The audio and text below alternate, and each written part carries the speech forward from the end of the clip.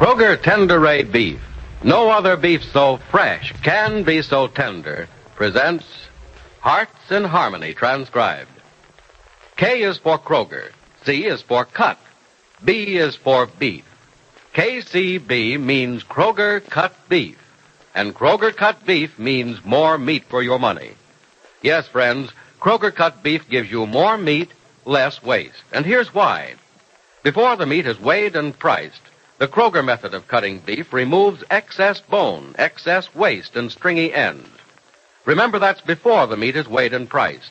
And it's the very top U.S. government grades of beef that's tender, juicy, rich red, and marbled with just the right amount of flavory fat. So you see, you get a better value in top-grade beef. Now, to give you an example, let's take a Kroger cut rib roast. Before the roast is weighed and priced, the Kroger method of cutting beef removes the short rib end, the waist, and trims the chine bone. You don't pay roast price for the short rib end and waist. And no matter whether you buy a Kroger cut steak or roast, you receive more meat, less waste. So don't forget, that's at your Kroger store. See for yourself by visiting your neighborhood Kroger store soon. Get Kroger cut beef and get more meat for your money. And now, Hearts in Harmony. As is usually the case in such matters, everybody knows that Penny Gibbs is in love with Barry Carlton. That is, everybody but Barry Carlton. It's early evening in the Gibbs home, and with both Penny and her friend Peg Martin out for the evening, young Freddie Lang tells a fairy story to 5.5-year-old Julie Martin. And here was this princess sleeping just like she'd been up all night the night before. But she didn't look it at all because she was such a beauty. Yeah, regular sleeping beauty she was. Which is what the little guys called her, too. And looked just like she was going to pull a female version of Rip Van Winkle, only along comes a Prince Charming on a white horse and he gives her a kiss. Which must shake her from head to foot, you know. Because the sleeping beauty's eyes pop out just like someone had surprised her by handing her $1 million. And then when she came... Huh? Oh, hi, Nora. Come on in, will you? I'm just telling Julie all about the Beauty and the Beast, or the Sleeping Beauty, or whatever it is you call it. You'll have to finish the story tomorrow. Why? Look, Julie's asleep. Well, what do you know? And you know what she told me? She said she wasn't a bit sleepy at all. What'd I do? Bore her to sleep? Oh, crickets. No, little children never know how tired they are until they get to bed.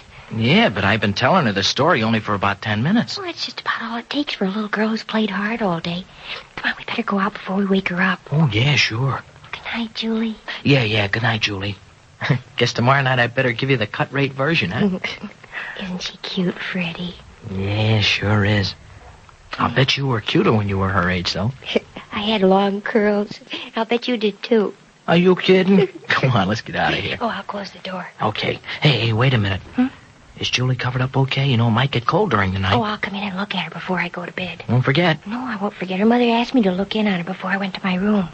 Oh, yeah? Mm-hmm. Well, that's great. Well, close the door. Let's go downstairs. Right. Yeah, it's some other that kid has. I was thinking the same thing. Oh, but Freddie, maybe we shouldn't be too critical of her. She hasn't had a very pleasant time the last few years. Well, she doesn't have to take it out on her daughter. Well, she's nice to Julie most of the time. What do you mean, most of the time? Well, I mean, I've heard her speak harshly to Julie a few times, but maybe it was because Julie wouldn't mind. Why, that kid would jump off a 100-foot cliff if you asked her to. That's how easy she minds. You know where Julie's mother is now? Instead of looking after her daughter? Oh, she went to the movies, didn't she? She did not. She went out to a dance with Barry Carlton. Oh, crickets. No, Miss Gibbs went out with Mr. Carlton, didn't she? Yes, as far as the Carlton mansion. Gibbsy has to do some bookwork for Mrs. Carlton tonight. Oh, so Mrs. Martin went to the dance. Mm-hmm. And she jumped at the chance, too. Oh. Hey, don't slip there on those stairs, Crickets. I think I waxed them up a little too slick this afternoon. Oh, I meant to tell you, Freddie, they look lovely. Well, they oughta. I worked on them until I could see my face in them. Then I thought maybe we ought to get dull wax instead of the shiny stuff. Oh, Freddie, don't be silly. Hey, house is awful quiet, isn't it? Mm-hmm. Mr. and Mrs. Billings are out in the sunroom, and hasn't been a sound out of little Valerie since she had her supper. Everybody out of the house or out of sight. Makes you feel awfully alone, doesn't it? Mm-hmm. Makes the house seem awfully big, too. Yeah, doesn't it? You know something, Crickets? What?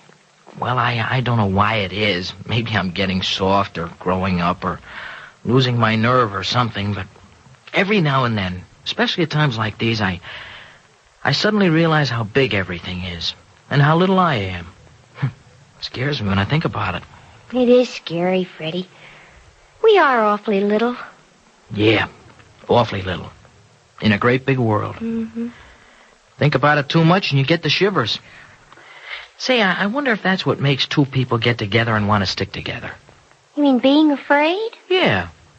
But I don't mean like being afraid of getting hurt or being scared of the dark or anything like that. I mean just being afraid of getting lost and being alone. Oh, I hope it's not fear that brought us together, Freddie. Or fear that'll keep us together.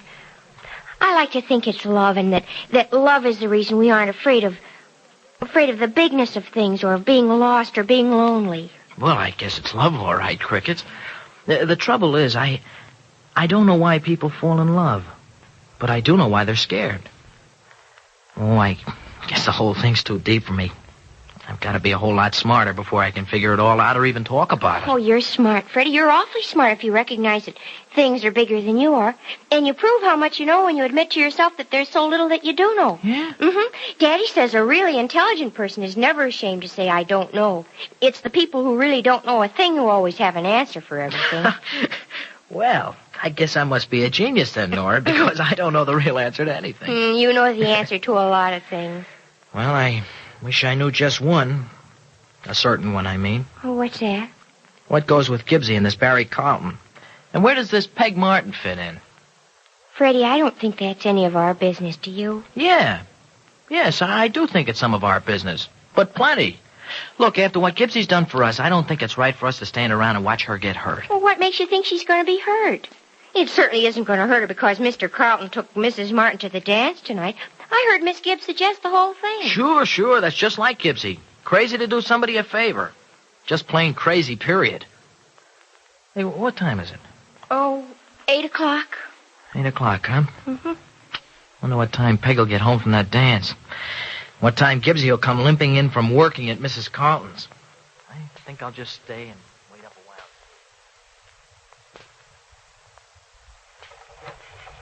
while. Good night, Barry, and thanks for a lovely evening. That you, Gibbsy? No, it's Peg. Who's that, Freddie? Yeah, it's Freddie. My, you're up awfully late, aren't you? Well, for not going to a dance, I guess I am, but then I didn't feel like sleeping. Why, it's 1 o'clock, Freddie, and you have to get... Nora, you still up, too? Oh, I've been reading, Mrs. Martin. The story's so exciting I can't put it down. Oh, what a dull way to spend an evening, you two. One of you reading and the other one just sitting. Did you have a nice time, Mrs. Martin? Oh, I had a wonderful time, Nora. And to think Penny had to talk me into it. Yeah, she sure did, huh? Poor Penny. Isn't it a shame she had to work? Oh, I guess she's been home and in bed for hours, though, hasn't she? Lucky girl. She'll feel wonderful in the morning, and I'll just... As a matter of fact, Gibbsy isn't home at all yet. She isn't? No. I guess that working is as much fun as dancing, or you dance fast and maybe Gibbsy works slow.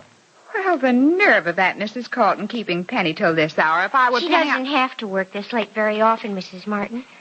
Crickets, if she did, she'd never be able to get anything done in the daytime. Well, I won't be much good tomorrow myself if I don't get to bed, so I'll say good night. Good night, Mrs. Martin. Good night. Oh, Crickets, but she looked pretty, didn't she? Yeah, lobster's pretty, too, if you like lobster. Freddie, you just won't like her, will you? She won't let me like her. Well, what's she ever done to make you dislike her? Not a thing, not one thing. That's it. No, not one thing. Just a million of them. She was so sorry for Gibbsy because Gibbsy had to work. Bet it was all she could do to keep from laughing out loud. I know I almost bit off the inside of my cheek to keep from roaring right in her face. One thing I didn't like, she didn't say a word about Julie. No, of course she didn't. Some mother she is. And you remember the act she put on to get Gibbsy to bring Julie down here to live? Well, Nora, that's all it was. It was just an act. Oh, I know if I had a little girl like Julie, she'd be the first thing I'd think about when I got home from a dance. Listen, if you had a kid like Julie or a kid of any kind at all, Nora, you wouldn't be going out to dances. Not you. Why, it'd be all a guy could do to get you to walk to the corner drugstore. Freddie, we're wrong to talk about Mrs. Martin this way. She does have... Well, here's Miss Gibbs. About time.